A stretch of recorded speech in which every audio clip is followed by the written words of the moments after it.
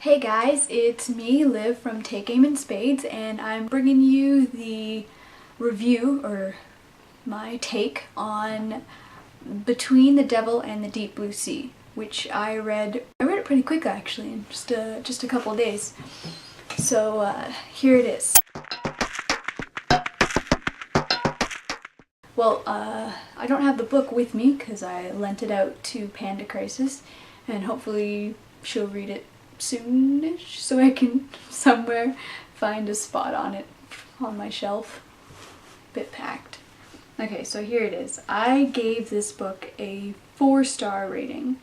I liked it. I enjoyed the story, but not so much the characters. When reading it, I found like I was thinking a lot that this, like, I was just getting warning bells going, this is stranger danger.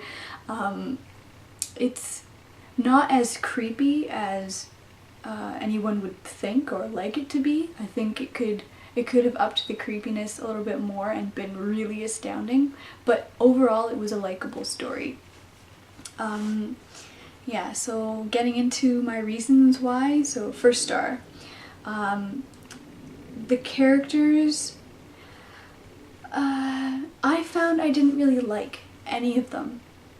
The main character, Violet, was, I don't know, she went with the flow too many times. Like when a creepy character shows up to anybody on the street or something, you're gonna, side-eye that person and be like, I'm gonna say all the things to make you go way faster because you're freaking me out. But that's not what she does. She kind of lets them stick around and lets things happen. And her friend, she was kind of shallow, but I mean, she was more likable. Sunshine, I mean, was more likable than Violet, I felt, to me. Her brother, though, was absolutely a pain. I hated him. Like, he had absolutely no redeeming qualities. He was a giant jerk throughout the whole thing. I mean, you could tell he cared for his sister, and it was really apparent during the ending that he cared for her, but he just wasn't a likable guy. River, who is the creepy character, as he starts out as, River was likable. Even though he was creepy, he was mostly likable.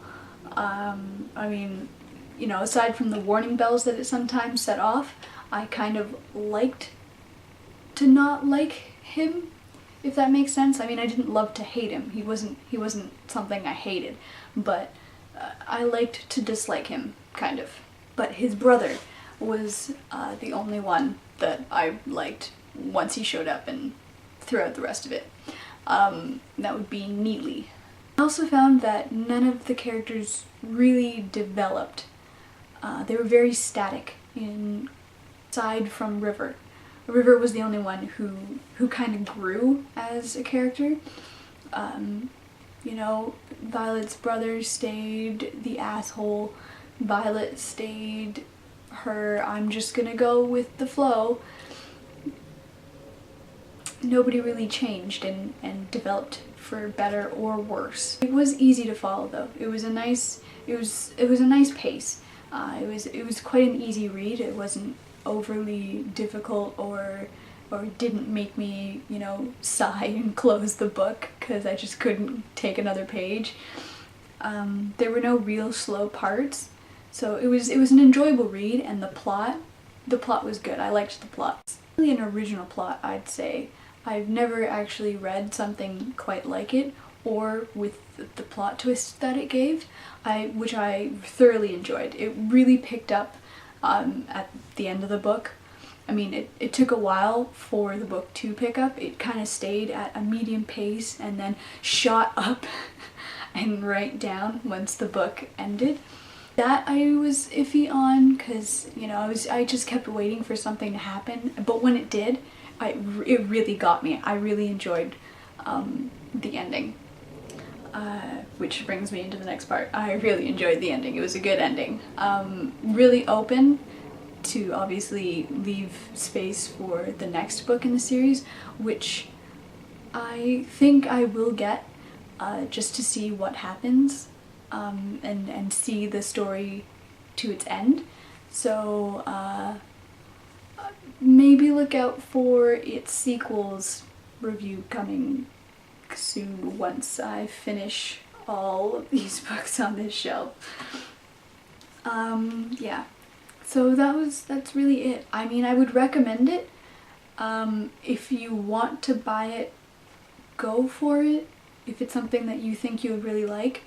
Otherwise, if you borrow it, I'd say borrow it first and then decide whether you want to pick it up. I mean, I wouldn't not recommend it. It's a good read, but it didn't fulfill my expectations as much as I thought it was going to.